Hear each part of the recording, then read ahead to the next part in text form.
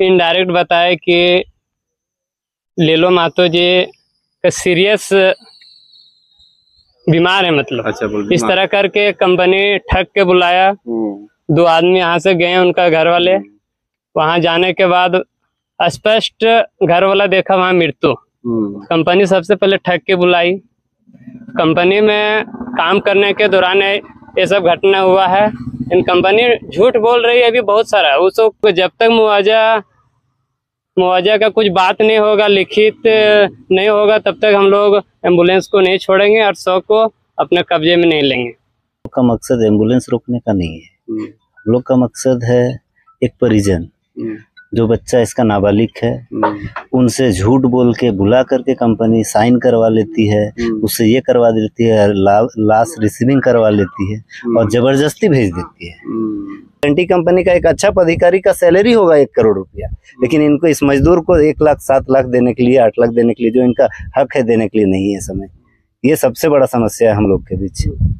और सरकार से हम निवेदन करना चाहेंगे कि इस तरह का जो पलायन है इस पर विचार करना चाहिए। इस तरह का पलायन रुकना चाहिए, नहीं तो इस तरह का घटना लगातार होती रहेगी। तो वो सब तेलुगु में बोलता था ना, तो वहाँ थाना में भी गए तो तेलुगु में बात किया। अब क्या बात करता है? अब क्या बात करता है, नए बात करता है। उसके बाद वो ठेकेदार से पूछता है, छोटा बाबू एड़े वड़े क्या क्या बोलता है, फिर वो हम लोग को समझा देता है कि देखो नहीं, सो ये अति करने के लिए बोल रहा है, साइन करो, इसके लिए साइन करा रहा है।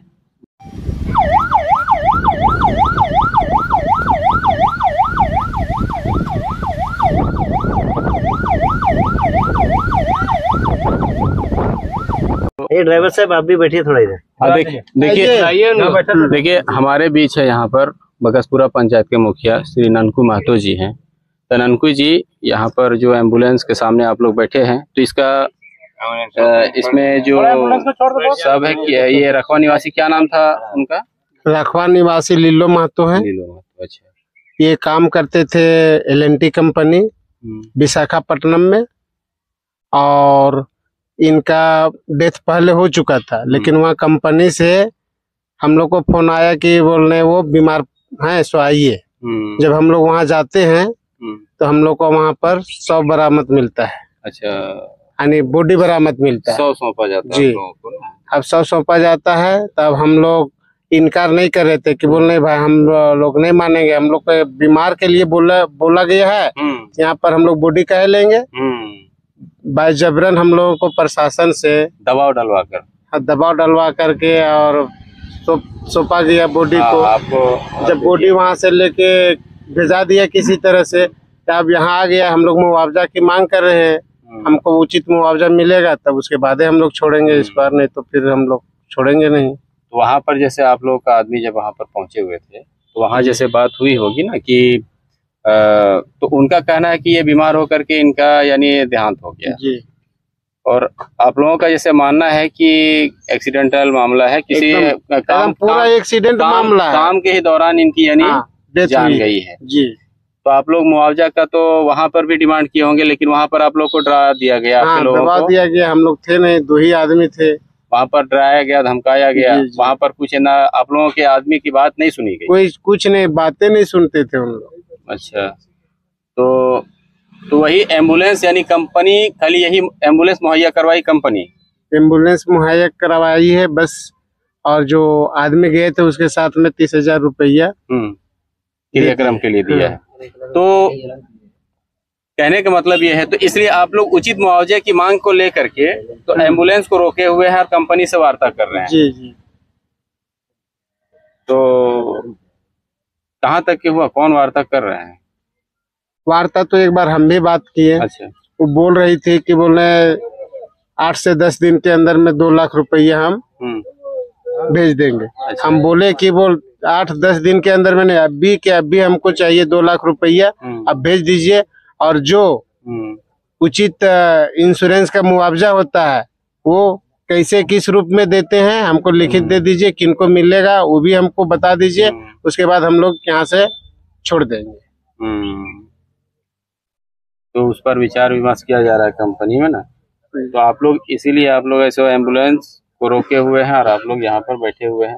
हालांकि और उनके घर वाले जैसे क्या कौन कौन है उनके घर वाले? दलीलो महतो आपका मेरे पिताजी। आपका क्या नाम हुआ? मेरा नाम पवन कुमार। पवन, आप भी गए थे हैदराबाद? हाँ, हम भी गए, मेरे मामा जी गए थे। हाँ, दोनों हम गए थे और मेरा मामा जी गया। क्या हुआ था बाबू? वहाँ पर सुबह सुबह फोन किया था तो बोल रहा था तुम्हारा पापा इतनी सीरियस में है, सीरियस में है। तो मेरे मामा जी को फोन लगाए हैं तो बोल रहा था आ रहे हैं। तो हम लोग गए हैं, चंद्रपुरा से ट्रेन पकड़ के हम लोग गए हैं। तो संडे को उतरे 10-11 बजे। तो हॉस्पिटल लगी, हॉस्पिटल लगने के बाद वहाँ पर देखें तो एक्सपायरी हो गया। मतलब आप लोग के जाने के पहले ही एक्सपायर हो गए थे आपके पिताजी? तो फिर कंपनी वाले क्या बोले? उससे कंपनी वाले तब ले गए थी थाना। अच्छा, थाना में हम लोग क्या क्या बात किया, क्या क्या नहीं किया, वो सब हम लोग तो बाहर बैठे थे, हम लोग क्या जानेंगे क्या क्या बात कर रहे हैं। तो हम लोग खाना वाना खिलाया तो फिर वहीं पर लाया तो क्या क्या लिखा पढ़ी करने लगा। तो मेरे मामा जी फिर क्या क्या बात किया था। आपके मामा जी कौन है? आप है? क्या बात हुई थी वहाँ पर? आपका नाम क्या हुआ? मेरा नाम देव नारायण महतो। अच्छा, मेरा घर चिलगो घर हुआ। अच्छा, क्या बात हुई थी वहाँ पर? वहाँ देखिए हम लोग को यहाँ फोन से बुलवाया गया कि ऐसे बात है, उनका तबीयत ज्यादा खराब हो गया है, सो जल्दी आप लोग आइए 2-3 आदमी। तो हम बोले क्या तबीयत खराब हुआ है, सही आदमी था, उसका तबीयत क्या खराब हुआ? तो नहीं आप लोग आइए उसके बाद देखिएगा, ठीक है। तो ये सब फोन और किया है ना कि जल्दी चलिए। तो हम तुरंत एकदम काम उम छोड़ के पहन वहन कर फिर हम रेडी हो गए और मोटरसाइकिल से हम जमनी जरा आए अपना भतीजा लेके, उसको वहाँ छोड़ दिए। वहाँ से फिर इसको फोन किए कि भाई आप वहाँ आइए, आखिर इधर से ही जाना है चंद्रपुरा ना, आखिर गाड़ी बैठेंगे या तो बोकारो में बैठेंगे, ठीक है। फिर वहाँ हम लोग गाड़ी बैठे, उसके बाद गए वहीं, है ना। तो जैसे आपके भांजे ने बताया कि थाने में जाकर के फिर लिखा पड़ी किया, फिर बाद में क्या वहाँ पर कंपनी वाले या अधिकारी लोग क्या आपसे बात? देखिए वो सब बात किया कि भाई 1.5 लाख रुपया देंगे, ठीक है। हम बोले ठीक है, कंपनी वाला यदि अभी 1.5 लाख रुपया दे रहा है तो ठीक है। उसके बाद ठेकेदार जो था वो पहले बोला कि 1 लाख रुपया हम देंगे, ठीक है। तो फिर उसको टॉर्चर किया कि नहीं सो इतना का होगा। तो फिर वो 50,000 बोला कि अच्छा चलिए 50,000 और मैं देंगे। तो 1.5 लाख कंपनी वाला और 1.5 लाख ठेकेदार, 3 लाख। तो हम सोचे चलो भाई अभी तत्काल के लिए इतना दे रहा है तो और देंगे, है ना। इतना बात हुआ। उसके बाद जब शाम हुआ, है ना, उसके बाद कागज पत्र हम बोले भाई, वो सब बोला कि ऐसी ले जाएगा कि पोस्टमार्टम करवाएगा। तो इधर से फोन गया कि नहीं सो पोस्टमार्टम करवाइए, है ना। पोस्टमार्टम करवाने के बाद हम लोग को सारे अथी रहेगा, है ना। तो वहाँ जा फिर तो जो ठेकेदार था वो बोला कि आप लोग को पोस्टमार्टम करवाना है, क्या कि आप लोग आरोप लगा रहे हैं कि कैसे मरा नहीं मरा। कहलिए हाँ ठीक है, हम ही लोग अथी कर रहे हैं। तो फिर साइन करवाया। कहलिए कौन चीज करवा रहे हैं आप साइन? तो नहीं, जो इसका जो पोस्टमार्टम होगा ना उसका रिपोर्ट अथी करना है, ये बोल के उन्हें साइन करवाया। जब पोस्टमार्टम हो गया उसका घूर दी, तब बोले कि भाई पैसा। तो बोला नहीं कंपनी जो है ना अभी तुरंत नहीं देगा, आपको पैसा तुरंत नहीं देगा। कंपनी कौन कंपनी देता है तुरंत पैसा? आप मतलब आपकी बातों को यानी घुमाया गया फिराया गया, आप लोगों को परेशान किया गया, आपकी बातों को सीधा सीधा माना नहीं माना, और वो लोग घुमा फिरा करके बात करते रहे। हाँ, तो वो सब तेलुगु में बोलता था ना। तो वहाँ थाना में भी गए तो तेलुगु में बात किया। अब क्या बात करता है? अब क्या बात करता है, नई बात करता है। उसके बाद वो ठेकेदार से पूछता है छोटा बाबू एड़े वड़े क्या क्या बोलता है, फिर वो हम लोग को समझा देता है कि देखो नहीं सो ये अथी करने के लिए बोल रहा है, साइन करो, इसके लिए साइन करा रहा है, समझे ना। यही कह के हम लोग से अति करवाया है।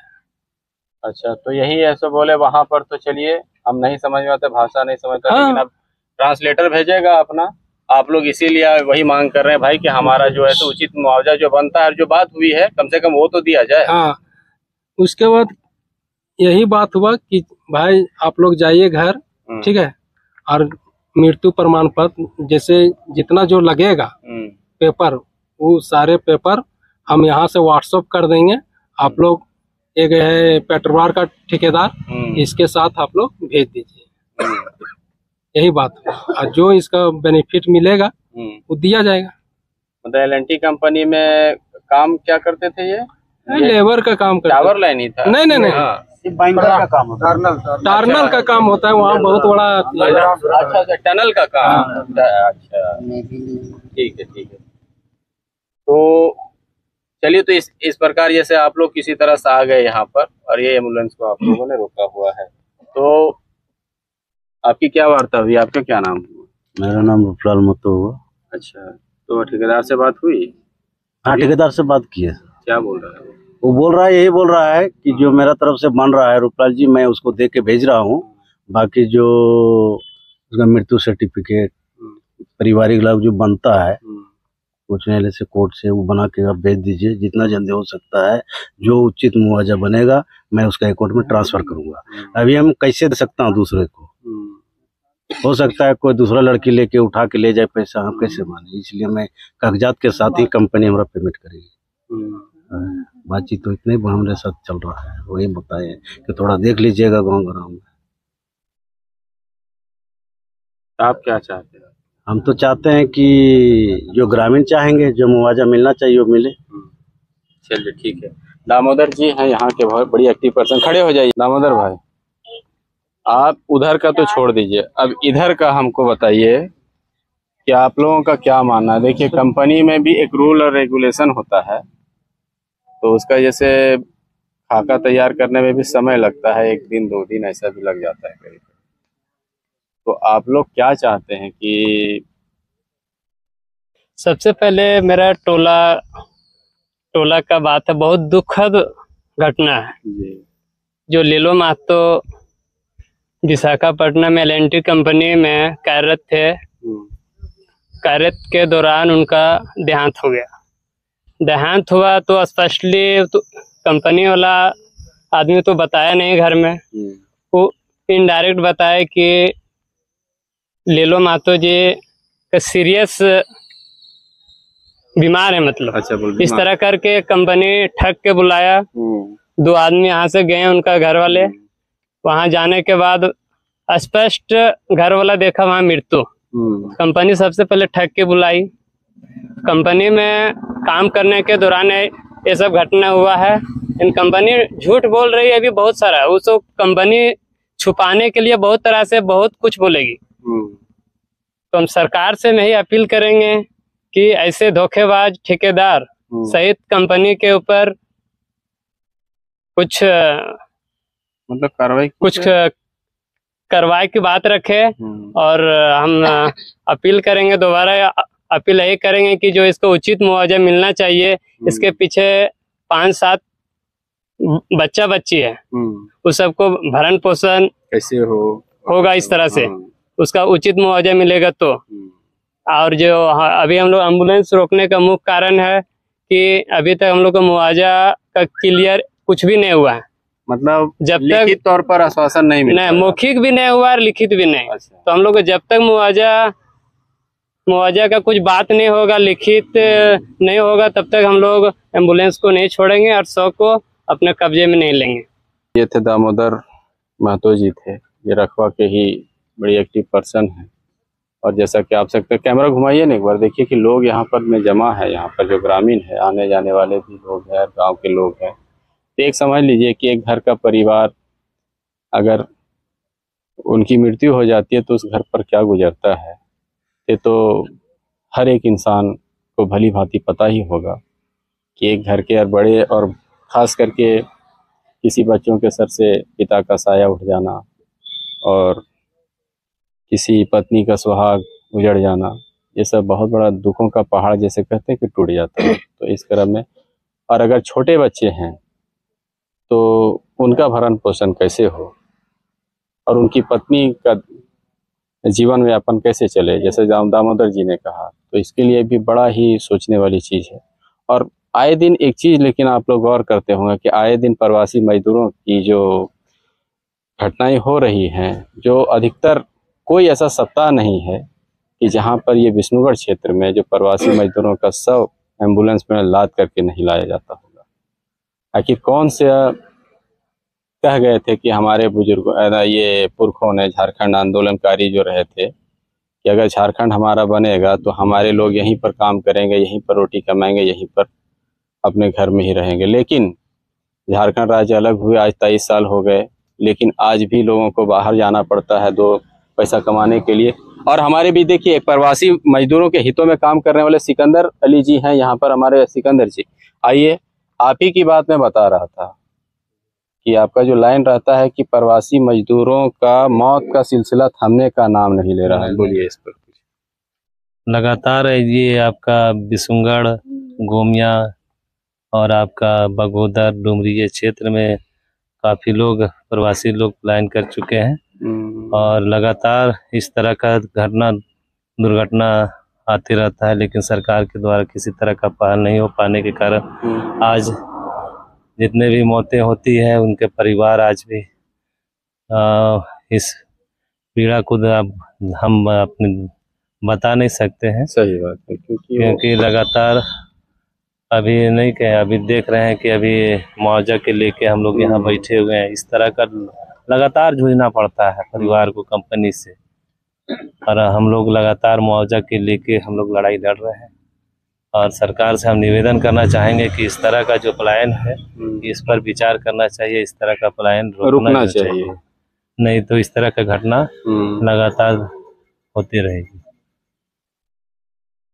तो पलायन रोकने का कोई अभी फिलहाल तो हमको तो नहीं लगता है कि पलायन रुक पाएगा, लेकिन सरकार को ये जो मौतें जो होती है इसका डेटा जुटाना चाहिए, है कि नहीं जी। और उस डेटा के आधार पर उसके परिवार वालों को एक मतलब उचित एक कोई पेंशन वगैरह, जैसे इसकी जो विधवा हो जाती है जी। उनको एक उचित और न साथ सम्मान उनको पेंशन मिलना चाहिए। ये नहीं केवल विधवा पेंशन 1000 रुपया दे दे, इससे नहीं होगा, नहीं ये होना चाहिए, है कि नहीं? नहीं, असमय मृत्यु हो जाती है, घटना दुर्घटना, जैसे अभी ट्रांसमिशन लाइन में देखते हैं कि बहुत सारा यानी कि नौजवान लोग की मौत हुई है, तो आज उनके परिवार को देखते तो आंखों में आंसू आते हैं। आ जाता है।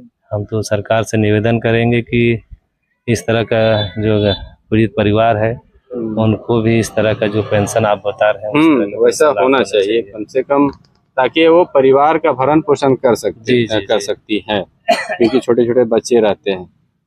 तो हमसे बात करने के लिए बहुत बहुत धन्यवाद। माही जी, देखिए एक हैं हमारे बहुत एक्टिव सोशल एक्टिविस्ट हैं, ये भी महेंद्र प्रसाद उर्फ माही बाबू। कितना देर से हैं आप लोग यहाँ पर? सुबह करीब 9 बजे से हैं। हम लोग का मकसद एम्बुलेंस रोकने का नहीं है, हम लोग का मकसद है एक परिजन जो बच्चा इसका नाबालिग है उनसे झूठ बोल के बुला करके कंपनी साइन करवा लेती है, उससे ये करवा देती है, लाश रिसीविंग करवा लेती है और जबरदस्ती भेज देती है। कहने का मतलब है कि उस बच्चे को पता होना चाहिए ना कि हम क्या कर रहे हैं, क्या करने आए हैं। बच्चे को कुछ पता नहीं है, भेज देती है। और आज नहीं, हमको लगता है सिकंदर भाई यहीं पर हैं, हमको लगता है हम लोग ऐसे मामले 50-100 महीने साल में आ जाते हैं, और कोई कंपनी ऐसा नहीं कहती है कि एक्सीडेंटल मेरे काम के दौरान हुआ है। सबका सिर्फ और सिर्फ बहाना होता है कि बीमार हो गया और कुछ हो गया। इस तरह से झूठ बोलकर कब तक कंपनी चलाते रहेंगे लोग। और मुआवजा के नाम पर हम कर देंगे, हम कहते हैं मिनिमम मुआवजा जो है सो अगर एक मजदूर का इंश्योरेंस का मुआवजा आता है तो 7 से 8 लाख, और हायरली आता है तो 22-23 लाख तक जाता है। जैसा आपका जिस हिसाब से काम करने वाले मजदूर हों वैसा आता है। अब इनको मुआवजा का पैसा तो देना कंपनी, नहीं देना वो बाद की बात है, इनका इंश्योरेंस का पैसा कौन देगा इसका भी वो ये नहीं लिए अभी तक। रिस्पॉन्सिबिलिटी, एक रिस्पॉन्सिबिलिटी होना चाहिए ना कि अगर हम देंगे, हम कहते हैं इनको मुआवजा 5-6 लाख जो मिलना है, कंपनी 1 रुपया अपना मुआवजा नहीं दे, मिनिमम 7-8 लाख रुपया इनको इंश्योरेंस से पैसा मिलना है, वो कंपनी अपने अकाउंट से दे दे, कहाँ से वो कवर करेगी इंश्योरेंस का? इसको 4 साल 1 साल 1.5 साल 1 महीना वेट करने की जरूरत नहीं है परिजन को। नाबालिग बच्चा कहाँ जाएगा, कहाँ इंश्योरेंस क्लेम करेगा? कंपनी अपना इंश्योरेंस क्लेम करवा ले, वापस ले ले। हम लोग कंपनी से भी पैसा नहीं मांग रहे हैं, लेकिन जो इनका एक मजदूर का मौत होता है, कोई भी कंपनी इंश्योरेंस नहीं कराती है अपना पैसा बचाने के लिए, और अगर कराती है तो फिर देने में तो आपत्ति नहीं होना चाहिए। सही बात। हर हाल में नुकसान मजदूर का हो रहा है। अब इस बच्चे में कहाँ इतना कैपेसिटी है कि वो जा करके इंश्योरेंस क्लेम कराए, पैसा लाए, और इंश्योरेंस का पेपर वो भी अभी कंपनी नहीं बोल रही है कि हम दे रहे हैं, वो बोल रही है आप डिटेल दीजिए, हम भेज के देंगे। हम कहते हैं इंटरनेट का जमाना है, 5 मिनट में अगर हम मेल में भेजेंगे तो उनके पास सारे डॉक्यूमेंट उपलब्ध हो जाएगा। मजदूर मरता है शनिवार को, जैसा मुझे जानकारी है, इन लोग को पता चलता है सोमवार को, 3 या 1 दिन बाद, शनिवार को डेथ होता है मजदूर का, 2 दिन के बाद मालूम पड़ता है सोमवार को। तो इस तरह का झूठ कब तक चलेगा? हमारे लोगों के बीच अब पढ़े लिखे नहीं है, इसका ये मतलब नहीं है कि आप इसका गलत फायदा उठाइए, और कब तक उठाइएगा? इसी कारण से जब परिजन यहाँ आने के बाद, आपका तो एक दिन किसी का भी तो आ सकता है। परिजन यहाँ आने के बाद परिजन का यही कहना था कि हम लोग लाश कैसे ले लें, हम अच्छा खासा व्यक्ति को दिए हैं आपका काम करने के लिए, आपका काम कर दिया, आप लाखों करोड़ों कमाए इसके मेहनत से, और आप हमें एक लाश दे रहे हैं 20-30 हजार दे करके कि आप कार्य कर लीजिए। इसका देखभाल कौन करेगा? जो आपके कंपनी को बनाया इतना से लेके इतना, उसके परिजन को कौन देखेगा? कोई तो होना चाहिए देखने के लिए। हम तो चाहते हैं शौक से दे देना चाहिए। इनका जो L&T कंपनी का जो मैनेजर है, उनको अपने जेब से दे देना चाहिए। उनको तो हमको लगता है सैलरी मिलता होगा 1-1 करोड़ रुपया।